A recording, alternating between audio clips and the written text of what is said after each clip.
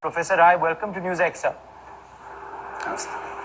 My first question to you is on the latest update that you can give us from Lucknow University. What is the status as far as your students are concerned? Have studies gone online as we are seeing in other parts of the country? Have exams also been postponed? What's the latest update you can share with us, sir?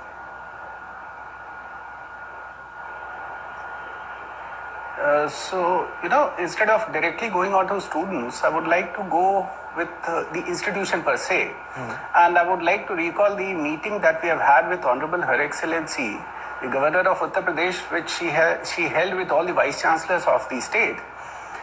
Probably in that interaction, I said for the first time that University of Lucknow is using this challenge as an opportunity. And we did so many things, including some major initiative in terms of our online study.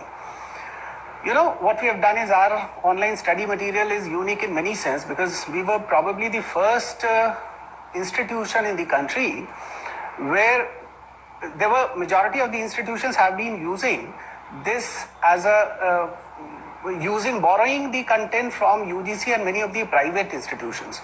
Our faculty members for the first time initiated our own study material and we placed it in an open access model onto a website. So if you visit the website of the university, which received 45 lakh plus hit in last 2 months, and we placed our content in open access model, unlike many of the institutions which placed it in closed access, Moodle, etc. A lot of learning management systems were there.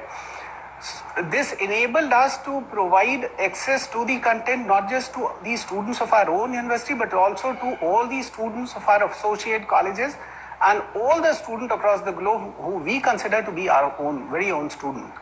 And I can share this fact with a lot of pride that many of our faculty members where total student strength is not more than 200 and their video views have been to the range of 2,000. So this was one manifestation of the competence that our university faculty members have been showing in this. Besides, what we did was we provided remote access to all the e-content that were available with our library. And during the lockdown period only, we have got almost 16,000 plus students. 3,000 plus user ID password we could create for remote access, and our remote access is very unique in the sense that students who are in different states or students who are in rural areas also can also get access to all the content that are available. We have got 9,700 plus books and almost 8,000 plus journals access. So they can get access to all the e-content available there. Besides, what we did was, with respect to our e-content, besides that, our e-content availability in our library, along with various distinct features, we are in the process of creating a separate section for the e-content developed by your own faculty members.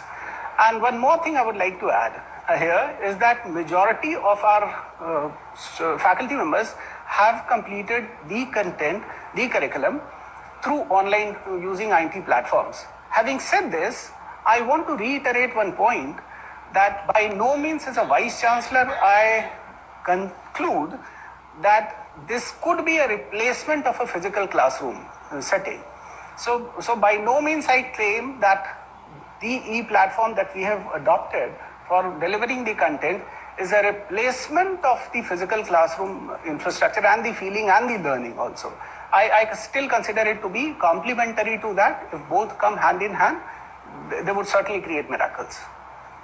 Indeed, so as you're saying, everything has gone online. These are huge steps that you've taken as far as the digitalization of education is concerned, Professor Rai. And as you're telling us that obviously this is not something just for this 1 month or 2 months, but this is something that will continue even after the lockdown pandemic and even after the classes resume in a physical capacity on campus.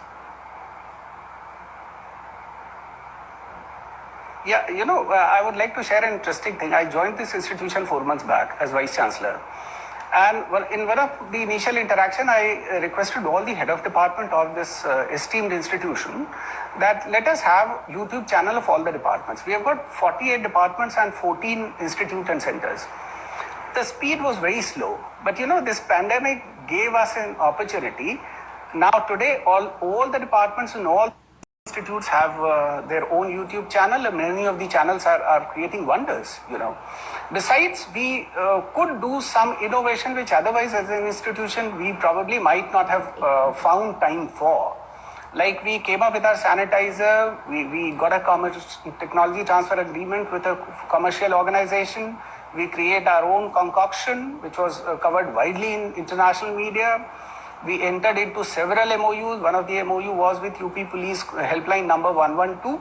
So our psychology department professors are providing psychological consultancy and training and support system to UP Police. Besides, a lot of we are entering into an MOU. We are in the final lap of doing that with PhD Chamber of Commerce.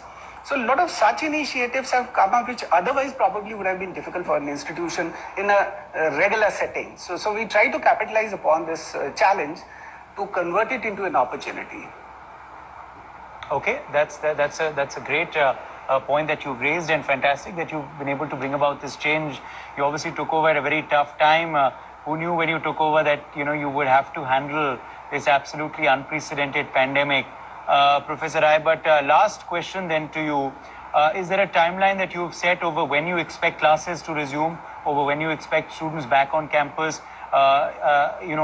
Have certain exams been postponed? Is there a timeline for those exams as well? And are you in touch with the graduating class particularly? Because they are the ones obviously who will be most tense right now because of the unpredictable future now that awaits them in terms of the very damaged economic scenario and also certain delayed results as well.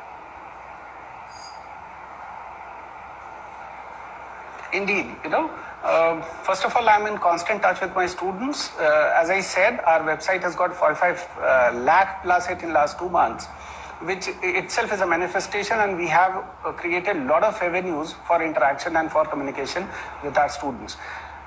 With respect to examination, we were about to start our examinations, and our examination was certainly to be postponed. One thing I certainly do not subscribe to many of the reports that come even by the UGC or many of the bodies, because till now we do not have any forecast as to when this entire thing is going to go away and when we are going to commence our routine and normal this thing. So many of the days that come, I do not see it as a state where as on date, that is as on 2nd of April, I am in a position to conclude something. One thing is for sure, that our semester examinations were supposed to start from 15th of April, which certainly we are not holding. But then when it will start, a lot will depend on what is the date government gives us for.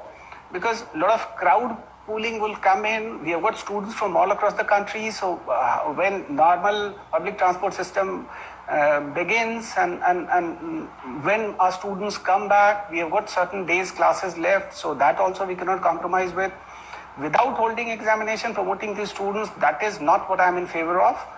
We will certainly hold examination. There can be a variety of ways. UGC also has suggested something. We also have got our own interaction with lots of vice chancellors onto sharing something, what could be the ways out, and we would certainly work out something which does not compromise with the quality and does not penalize the student because of this pandemic.